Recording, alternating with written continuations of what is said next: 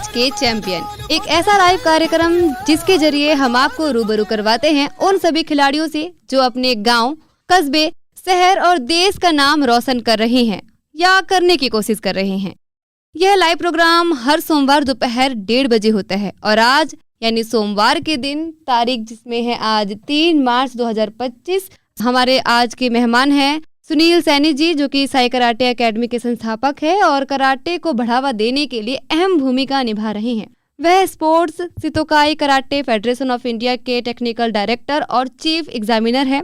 साथ ही all India university और पुलिस गेम्स के रेफरी भी रह चुके हैं। उन्हें भारत गौरव अवार्ड 2023 और ए ग्रेड रेफरी 2024 का सम्मान भी मिल चुका है। तो चलिए अब दोस्तों, मैं आपको अगली आवाज उन्हीं की सुनवाने वाली हूँ। तो स्वागत है आपका सुनील जी, कैसे हैं आप? मैं ठीक हूँ मैम, बहुत अच्छा हूँ। धन्यवाद कि आपने मुझे ऐसा प्लेटफॉर्म दिया, सबसे बात करने का मौका दिया। मैं सभी गुड़गांव वासियों को दिल से धन्यवाद करता हूँ जी।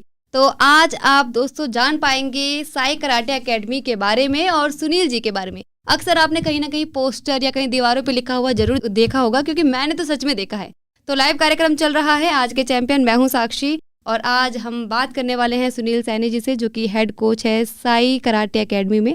तो अगर आप चाहते हैं कि आप भी कुछ सवाल पूछे इनसे तो जरूर हमारे साथ जुड़िए इस लाइव कार्यक्रम में। हमारा नंबर है 8800475080 यानी 8800475080। हमारा दूसरा नंबर है 9873551078 यानी 9873551078। आप हमारे साथ जुड़ सकते हैं इन नंबरों में कॉल करके। फिलहाल तो मैं ही सुनील जी से सवाल जवाब करना शुरू कर देती हूँ, उनसे जानना शुरू कर देती हूँ उनके बारे में। तो सबसे पहले तो हमें सुनील जी यही बताइए कि आपने कराटे खेलना कब शुरू किया था और किससे सीखा था? दरअसल क्या है कि मैंने कराटे बचपन में स्टार्ट कर दिया था जब मैं 4 ईयर का था। और जब मेरी शुरुआत हुई, मैंने गेम को समझा। पहले मैं टाइकांडो सीखता था। सीखते सीखते कब मैं कराटे के अंदर इतना ज़्यादा इंटरेस्ट लेने लग गया कि जो मेरे सर है श्याम रजनेश चौधरी, जिन्होंने मुझे अच्छी तरह गाइड किया, आगे तक पहुंचने के लिए मजबूत किया और काफ़ी जगह मेरी स्पोर्ट की मदद की मुझे यहाँ तक पहुँचाने में जी। और आगे भी मैं खेलता रहा अच्छी पोजीशन तक के लिए। फिर मैंने साथ के साथ, घर की कंडीशन इतनी ठीक नहीं थी तो मैंने कोचिंग लाइन भी साथ के साथ स्टार्ट की।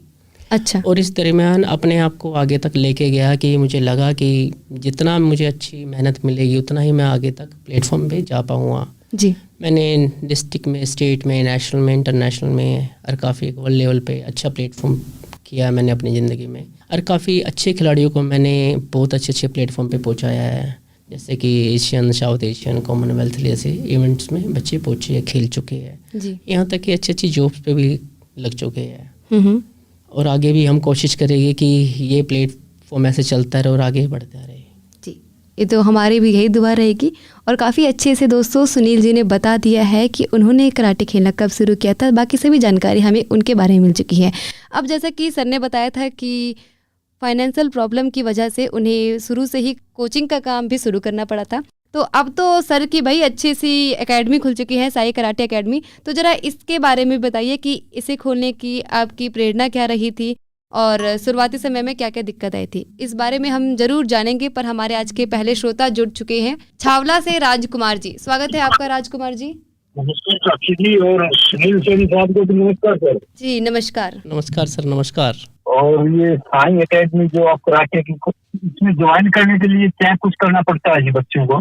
दरअसल क्या है, इसके अंदर बच्चों को सर एक तो एज 4 साल का बच्चा इसमें स्टार्ट कर सकता है और यहाँ तक कि 4 साल के बाद किसी भी एज का खिलाड़ी हो इसमें पार्टिसिपेट कर सकता है, सीख सकता है, यहाँ तक कि खेल भी सकता है सर जी। और क्या पढ़ाई के साथ साथ भी इसमें ट्रेनिंग ले सकता है जी? क्या? बिल्कुल सर, पढ़ाई भी कर सकता है, ट्रेनिंग भी ले सकता है। यहाँ तक कि जैसे पढ़ाई चलती है ऐसे गेम चलता रहता है लाइफ में सर। अगर बच्चा पढ़ाई में अच्छी पोजीशन तक पहुँच रहा है, उसमें से कुछ माइनस पॉइंट आ जाता है, तो एक गेम ऐसा जरिया होता है जो आगे जाके काफ़ी बेनिफिशियल होता है उसकी ज़िंदगी में जी। और जैसे अपने एक आम भाषा में बोलते हैं हम तो जूडो कराटे सीख रहे हैं जी। हाँ जी। जूडो और कराटे में क्या? दरअसल क्या है, जूडो गेम होता है सर एज एक रेसलिंग टाइप गेम होता है, लेकिन जूडो भी एक ऐसी आर्ट है जो दूसरे टाइप में हम सीखते हैं। लेकिन कराटे एक ऐसी आर्ट है जो हम किक और पंच साथ ब्रेन के साथ यूज करते हैं, जिसको हम पैरामिलिट्री आर्ट्स में यूज कर सकते हैं, उसको कराटे में लिया जाता है सर। और जैसे लड़कियों के बारे में बोले गए, सेल्फ डिफेंस, अपनी सुरक्षा करते हैं, तो ये लड़कियों को ही सीखना चाहिए या लड़कों को भी सीखना चाहिए? दरअसल क्या सर, सीखना तो सबको चाहिए, लेकिन गर्ल्स को सबसे ज़्यादा ये चीज़ सीखनी चाहिए कि देखिए गर्ल्स हमारे जो देश में अनसेफ है। मैं चाह रहा हूँ कि स्कूल के अंदर भी इस चीज़ का एक पीरियड होना चाहिए, बच्चों को एक कक्षा लेनी चाहिए, या स्कूल में एक हर स्कूल के अंदर एक ये सेल्फ डिफेंस का एक सेशन रखना चाहिए। जैसे स्कूल में पढ़ाई करते हैं हर सब्जेक्ट की, तो इस गेम की भी वो अच्छे स्टडी करे। जैसे आज इस क्लास में बच्चों को सिखाया, आज उस क्लास के बच्चों को सिखाया, ताकि वो जितना सीखेंगे उतना सेल्फ कॉन्फिडेंस बढ़ेगा, उतना वो जनरेशन आगे आएगी अपनी सेफ्टी के पर्पज़ से। मैं काफ़ी देशों में गया हूँ, मैंने काफ़ी खिलाड़ियों को देखा, हर स्कूल के अंदर इस चीज़ को इतना सीरियसली लिया गया है उन बच्चों के लिए, ताकि वो अपने देश के हर बच्चे को सक्षम और नीडर और स्ट्रॉन्ग बना सके। जैसे कि अपने हिंदुस्तान में भी जैसे बच्चे, गांव में बहुत सारे बच्चे स्कूल हैं, लेकिन वहाँ बहुत सारे ऐसे बच्चे जो कराटे को नहीं जानते भी। जैसे आपने बताया कि क्लास होनी चाहिए, उनको बताना चाहिए, तो क्या जैसे हमारे देश में भी खो खो का विश्व कप हुआ जी, खो खो? हाँ बिल्कुल हुआ था सर। तो सर क्या ऐसा कोई कराटे में भी कोई आगे ऐसा भविष्य में कोई बड़ा इवेंट हो सकता है कराटे में भी हमारे देश में? मैं बताता हूँ सर, कराटे एक बहुत अच्छा और बहुत बड़ा इवेंट है आज के टाइम में। इसमें डिस्ट्रिक्ट लेवल पे खेलते हैं, स्टेट लेवल पे खेलते हैं, नेशनल लेवल पे खेलते हैं, इंटरनेशनल लेवल पे खेलते हैं, साउथ एशियन पे, एशियन में, कॉमनवेल्थ लेवल पे खेलते हैं सर। अरे इस तरह के बच्चे जो इस पोजीशन तक खेलते हैं, तो गवर्नमेंट उनको सपोर्ट करती है जॉब के लिए, गवर्नमेंट जॉब के लिए सर। तो कराटे के अंदर गवर्नमेंट जॉब्स है सर, जैसे कि Delhi police, Haryana police, CRPS, Assam rifle और ITBP आपको बताऊंगा। अब इनकम टैक्स के अंदर भी इस गेम को लिया गया है, तो काफ़ी ज़्यादा अच्छे खिलाड़ी इस चीज़ में रह के जॉब भी कर रहे हैं, यहाँ तक कि खेल भी रहे हैं, और सरकार उनको अच्छे से अच्छे ग्रेड भी दे रहे हैं सर।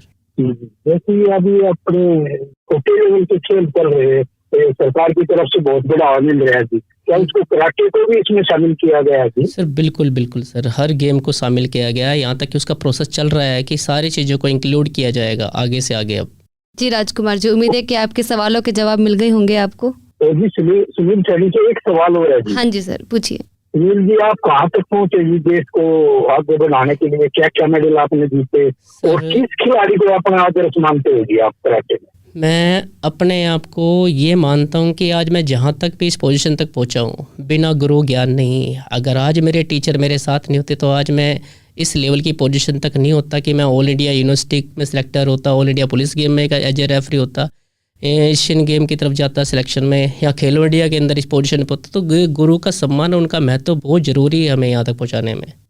और आपके गुरु कौन है सर? रजनीश चौधरी जी है, जो हरियाणा के और इंडिया के टेक्निकल डायरेक्टर है। आज A ग्रेड के WKF के रेफरी रहे है अभी भी, और यहाँ तक कि एक बहुत अच्छी शख्सियत है पूरे हरियाणा में। एक कराटे को अच्छी पोजीशन तक पहुँचाने के लिए उन्होंने सक्षम अभ्यास किया है, और यहाँ तक पहुँचाने के लिए उन्होंने बहुत मेहनत की है। उनके सिखाए हुए प्लेयर आज तक बहुत अच्छी पोजीशन पे जॉब कर रहे हैं सर।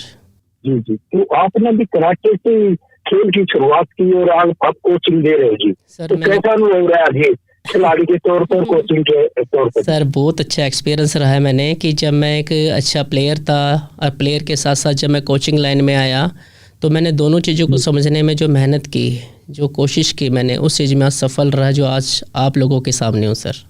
जी, बहुत बहुत धन्यवाद सर, आपने बहुत अच्छे से जवाब दिया सवालों का, और बहुत कुछ सीखने को मिला जी। बहुत आगे बढ़ो जी, आप भी आशीर्वाद, नाम रोशन करो सर। नमस्कार। नमस्कार। नमस्कार।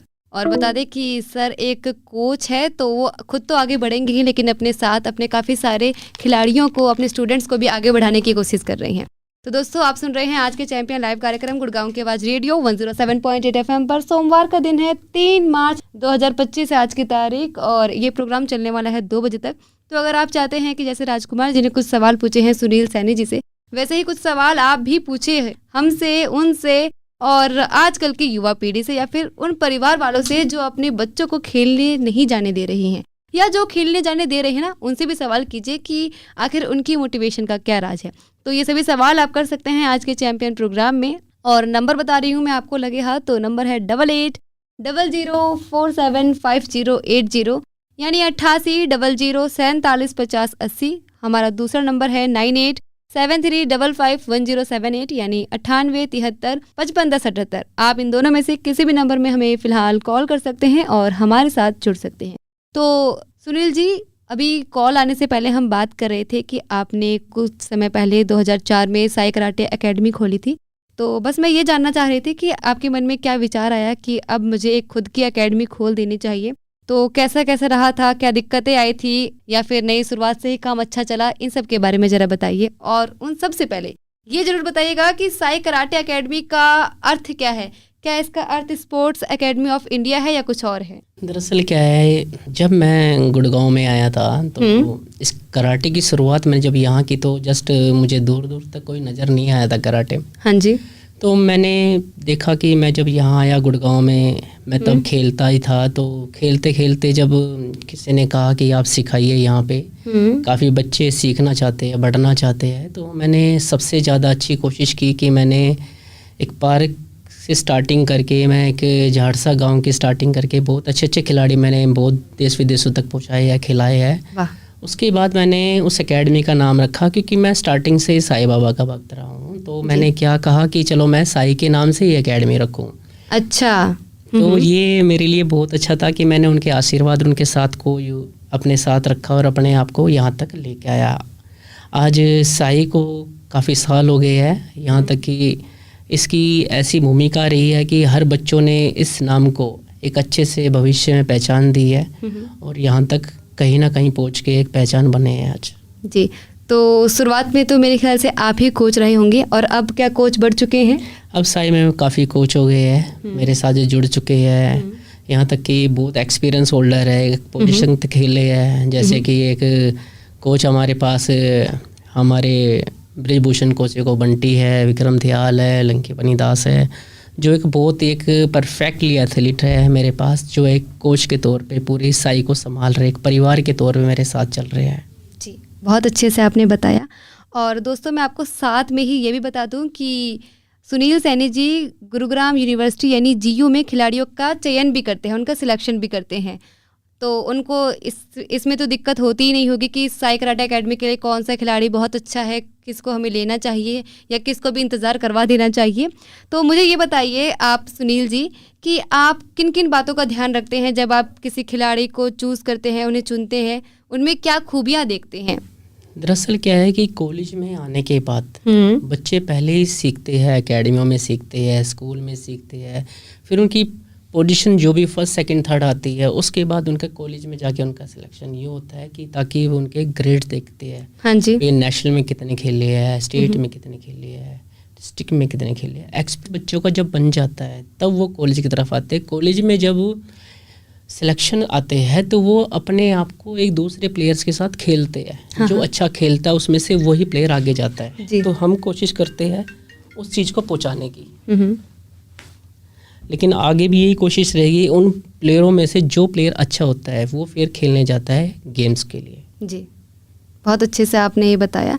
तो ऐसी कोई खास खूबी क्या आप देखते हैं उनमें कि ये तो होना ही चाहिए तभी कराटे वो सीख सकते हैं? दरअसल क्या, प्लेयर्स एक्टिव और बहुत ही अच्छा, बहुत ही सजन होना चाहिए। प्लेयर के अंदर क्वालिटी होनी चाहिए, एक अंदर गुस्से को कंट्रोल और विल पावर होनी चाहिए। ये नहीं कि उसको बहुत कुछ आता है, वो कुछ भी कर सकता है, नहीं है। प्लेयर के अंदर एक शांत भावना होती है।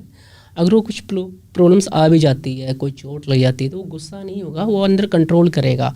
यहाँ तक कि इस कंट्रोल करके अच्छे से मूव की तैयारी करेगा, मैं अच्छे से खेलूँ, प्ले करूँ, सामने वाले को भी नुकसान ना पहुँचे। चलो मुझे पहुँचेगा नो प्रॉब्लम, लेकिन दूसरे वालों को मुझसे ना पहुँचे। वो बड़ा ही अच्छा और शांति और बहुत अच्छा फाइटर है। जी, फाइटर हमेशा ये सोच के खेलता है कि मैं बहुत ही कंट्रोल में खेलूँ। जो नॉन फाइटर होता है ये बस मैं मार दूँ, उसको लग जाए, और सामने वाला मेरा एक लग जाएगा तो नुकसान ज़्यादा हो जाएगा, पर इसका कुछ नहीं जाएगा। पर सामने वाला जो पीछे इसकी फैमिली है वो ये सोच के होल्ड करता है अपने आप को। वो कायर नहीं है, वो समझदार है, वो बहुत कुछ समझ के फाइट करता है। उसके अंदर जो बच्चा फर्स्ट आता है उसके बाद वो बच्चा वहाँ जाके अपने आप के प्लेटफॉर्म फोल्ड करता है। जी, जज्बा होना चाहिए और जैसा कि सर ने कहा व्यवहार में बहुत अच्छे होने चाहिए। तो अगले सवाल के बाद दोस्तों मैं नंबर भी बताने वाली हूँ। तो सबसे पहले तो अब हम यही जानना चाहेंगे, वैसे तो सभी लोग कहते हैं कि किसी चीज़ की उम्र नहीं होती, जब जागो तब सवेरा, लेकिन फिर भी हर एक चीज़ की एक सही उम्र होनी निश्चित हो जाती है। तो आपके हिसाब से कराटे की एक सही उम्र क्या होती है कि इस उम्र में व्यक्ति को कराटे खेलना शुरू कर देना चाहिए? दरअसल क्या है, मेरे मायने में है, बच्चा जब एक्टिव दिखे आपको जी, तो वो किसी एक्टिविटी में लग जाता है, जैसे कि पार्क में खेलने लग जाता है, घर में खेलने लग जाता है, और ज़्यादा हाइपर एक्टिव आपका बच्चा, तो उसको गेम में डालिए जी। गेम में डालने से क्या होगा, गेम कोई भी हो उसमें बच्चों को डालिए ताकि वो अपनी एनर्जी को अच्छे से यूज कर सके। जैसे कि मैं अपने गेम के बारे में कहता हूँ, मेरे पास 4 ईयर से जैसे स्टार्टिंग होती है गेम के अंदर जी, तो इसे 4 से लेकर 10 है, 20 है, 30 है, 40 है, 50 है, 60 है, 70 है, तो इस एज के एथलीट मेरे पास होते हैं। तो मैं उनको एक ही बात कहता हूँ, खेलना है अच्छी बात है लेकिन रेगुलर रहो। गेम में रेगुलरिटी बहुत मायने रखती है। जी। और गुड़गांव के अंदर इतने कोच है, काफ़ी एक्सपीरियंस होल्डर है, लेकिन वो एक ही चीज़ से कहते हैं कि बच्चे रेगुलर नहीं रहेंगे तो हम क्या देंगे। सही बात है। पूरे हरियाणा में इतने कोच हैं लेकिन उनको सबसे अच्छी बात यह है कि उनके पास रेगुलर प्लेयर्स नहीं होते और पेरेंट्स की डिमांड रहती है मेरे बच्चे का मेडल नहीं आया। वो आएगा कैसे सर? आप जब रेगुलर किसी खिलाड़ी को बेचोगे नहीं तो आप रिस्पॉन्स कैसे पाओगे? दूसरे देश के अंदर हर कैटेगरी में मेडल आते हैं, हमारे इंडिया में ऐसा क्यों है? क्यों हमारा इंडिया सर 70-80% स्टडी की तरफ है और 20 से 30% सिर्फ गेम में है। हाँ। तो उम्मीद हम गोल्ड का कैसे दे सकते हैं? 1 घंटे की ट्रेनिंग में हम सोचते हैं नेशनल जीत का है, तो कैसे होगा सर? स्टेट में पोजीशन भी नहीं आएगी। हम जैसे मैं आज भी सर 4 बजे उठता हूँ, 4 बजे उठ के रेडी होके एकेडमी जाता हूँ, होने के बाद फिर मैं और एक्टिविटी करता हूँ और क्लासेस लेने जाता हूँ। उसके बाद मैं 12 से 1 घर घुसता हूँ। मैं उसके बाद मेरी टाइमिंग क्या रहती है, 2-2:30 बजे निकलता हूँ, रात को 10 बजे आता हूँ। मेरा टाइमिंग सोने का उठने का कुछ है नहीं, क्योंकि मेरा पूरा टाइम बच्चों पे ही निछावर है सर। जब पर्टिकुलर जो खिलाड़ी होता है ना वो अपने लिए नहीं जीता सर। जी। एक कोच अपने लिए कभी नहीं जीता, वो सिर्फ जीता अपने बच्चे के लिए, उसके फ्यूचर के लिए, ताकि वो कहीं ना कहीं स्टैंड हो सके और अपने पैरों पे खड़ा हो पाए। जी, काफ़ी अच्छे से सर जानकारी दे रहे हैं और काफ़ी सारे सवालों का जवाब बहुत बखूबी दे रहे हैं। तो मेरे पास जो सवाल है उनका जवाब तो मैं ले ही रही हूँ दोस्तों, और जो भी मुझे जानना है बीच बीच में मुझे याद आ रहा है मैं वो भी पूछते जा रही हूँ। अब ऐसे ही कुछ आपको भी जानना हो, जैसे राजकुमार जी ने हमसे पूछा था, वैसे ही कुछ अगर आपको भी पूछना है तो कॉल कीजिए हमारे नंबर पर जो है 8800475080 और दूसरा है 9873551078। आज दिन है सोमवार का, तारीख है आज 3 मार्च 2025 और आज के चैंपियन लाइव कार्यक्रम चल रहा है। मैं हूँ साक्षी और आज हमारे साथ है कराटे के हेड कोच जो कि साई कराटे एकेडमी है वहाँ के सुनील सैनी जी। तो सुनील जी, जैसे कि आपने कहा कि 4 साल की उम्र होती है किसी बच्चे की जो कराटे सीखना शुरू कर सकते हैं, क्या कभी आपके पास कोई ऐसा केस आया है कि किसी के पेरेंट्स ने बच्चे को डाल दिया है कराटे सीखने के लिए और बच्चे ने 10 साल या 5 साल सीखा भी, लेकिन अब उसका रुझान कराटे की तरफ नहीं है, या तो वो कोई और स्पोर्ट्स खेलना चाहता है या वो खेलना ही नहीं चाहता है, तो क्या ऐसे कोई केस भी आपके सामने आता है? हाँ, मेरे पास ऐसे काफ़ी केस आते हैं। मेरे काफ़ी स्टूडेंट जब 4-5 साल सीख के छोड़ देते हैं तो उनको ये याद होता है, लेकिन वो किसी भी गेम में जाएंगे तो एनर्जी फुल की तरह जाते हैं। बिल्कुल उनके अंदर कॉन्फिडेंस होता है कुछ भी करने का, कुछ भी जज्बे पे कर गुजरने का, उनके अंदर एक विल पावर होती है।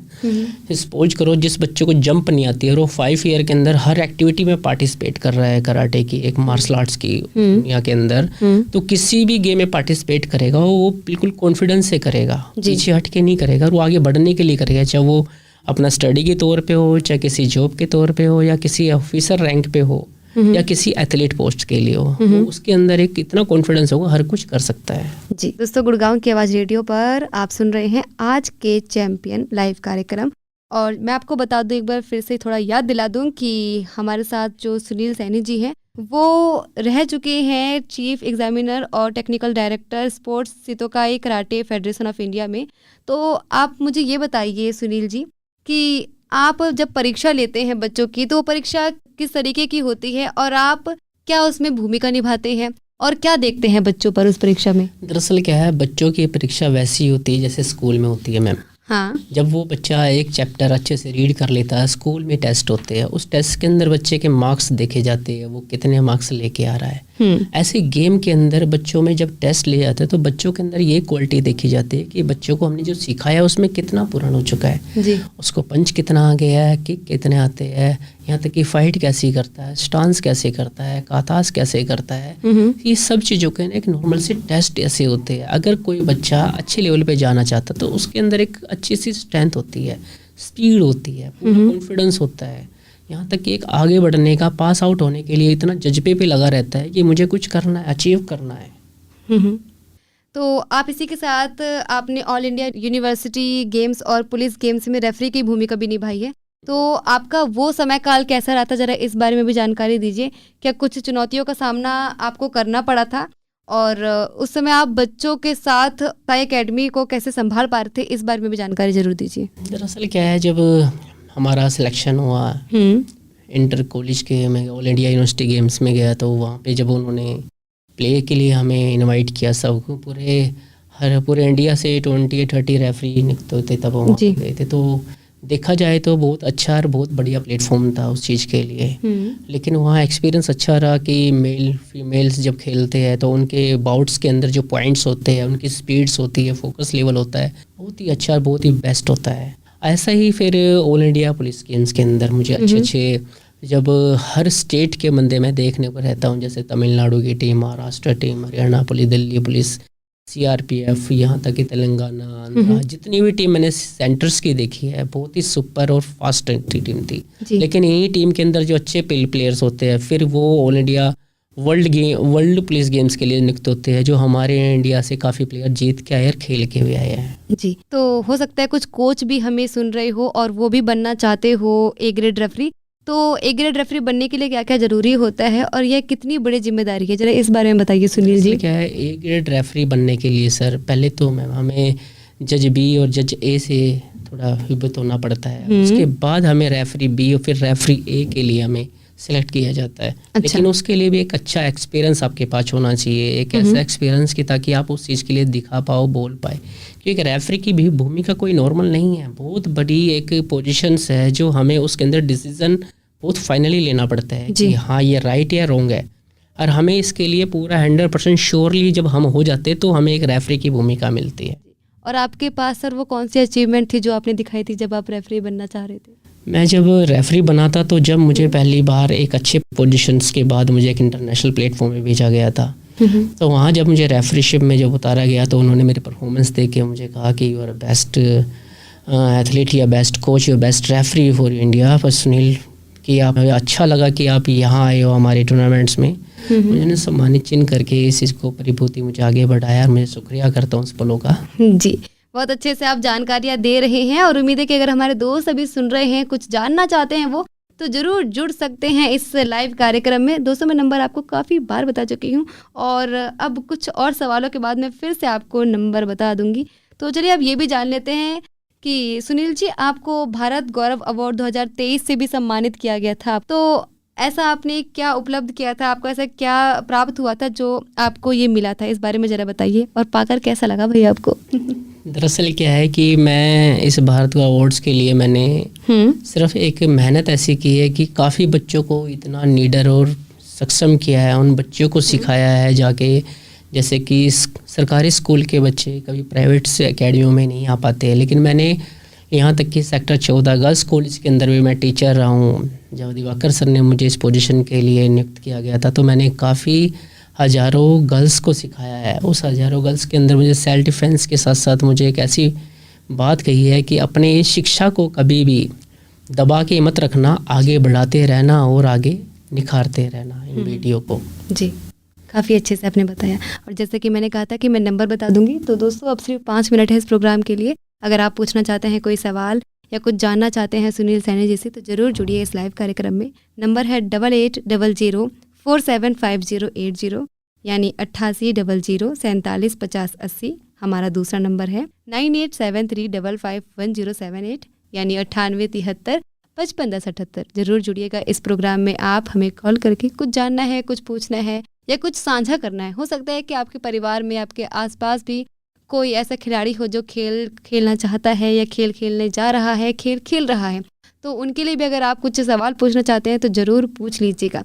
अब हम ज़रा यही जान लेते हैं सर, अब आप एक कोच है तो आपने काफ़ी टूर्नामेंट किए हैं, करवाए हैं और बच्चों को सिखाया भी है टूर्नामेंट के लिए।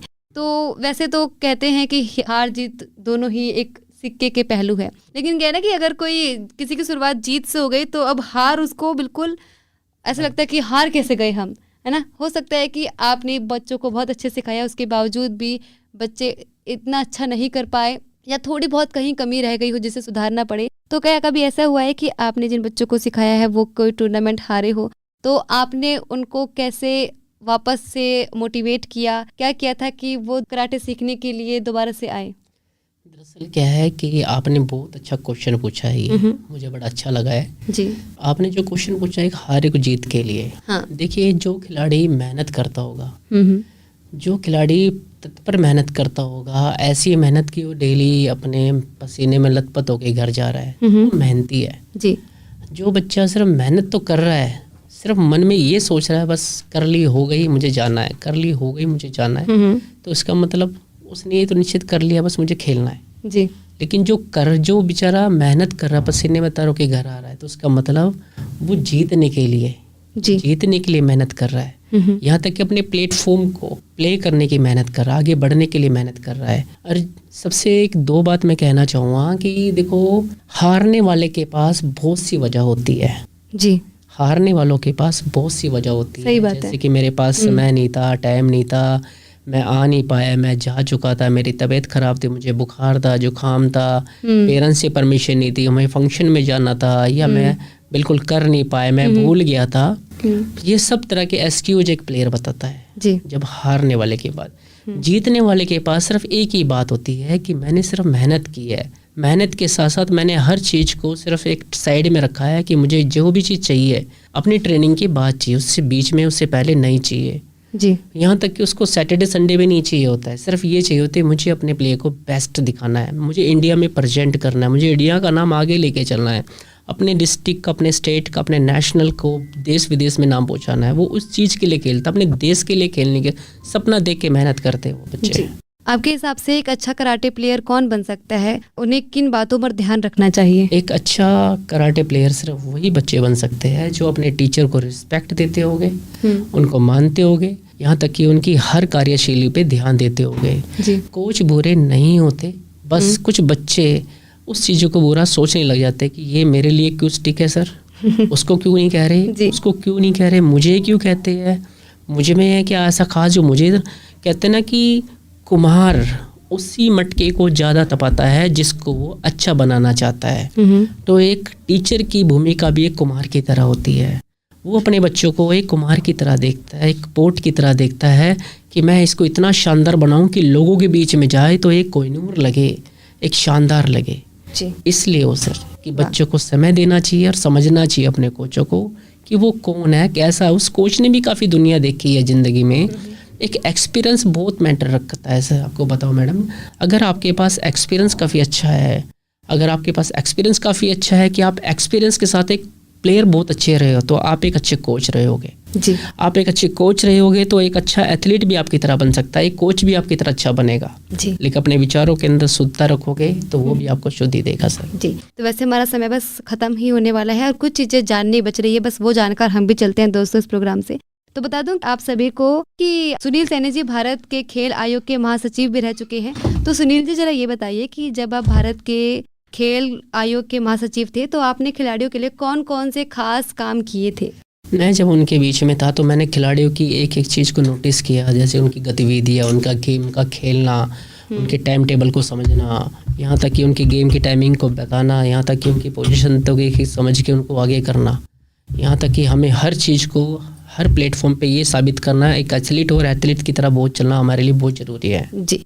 काफ़ी अच्छे से आपने सभी जानकारियाँ दी। अब जाते जाते सर आप साई एकेडमी का नंबर बता दीजिए ताकि अगर हमारे कुछ श्रोता वहाँ एडमिशन लेना चाहते हैं और स्टार्टिंग की फ़ी क्या रहेगी इस बारे में जानकारी दे दीजिए। दरअसल क्या है, साई में पहले ट्रायल होता है फिर एडमिशन होता है। मैं बताना चाहूँगा क्योंकि मैं कोटा रखता हूँ हर खिलाड़ियों के लिए। यहाँ तक कि हमारी ज़्यादा फीस नहीं है, 5 रजिस्ट्रेशन है, 3000 सिर्फ बच्चों के लिए फ़ीस है जो हमारे पास -15 के 15 साल से नीचे के बच्चों के लिए। हम चाह रहे हैं कि बच्चा सिर्फ खेले नहीं आगे बढ़े, इस देश का गौरव बढ़ाए। मेरा नंबर है 9990 3133, फिर 9990 3233। ये 2 मेरे नंबर है, आप कभी भी इस पे हैं, मैं तत्पे आप सबके लिए रेडी हूँ जी। दोस्तों काफ़ी अच्छे से बता दिया है सुनील जी ने आपको नंबर, तो आप कॉल कर सकते हैं अगर आप या फिर आपके बच्चे या फिर आपके आसपास के पड़ोसी सीखना चाहते हैं कराटे। तो आपका बहुत बहुत धन्यवाद सुनील सैनी जी यहाँ आने के लिए। Thank you madam, thank you. तो दोस्तों आप सुन रहे थे आज के चैंपियन, ये खास लाइव कार्यक्रम गुड़गांव की आवाज़ रेडियो 107.8 FM पर। हमारे साथ थे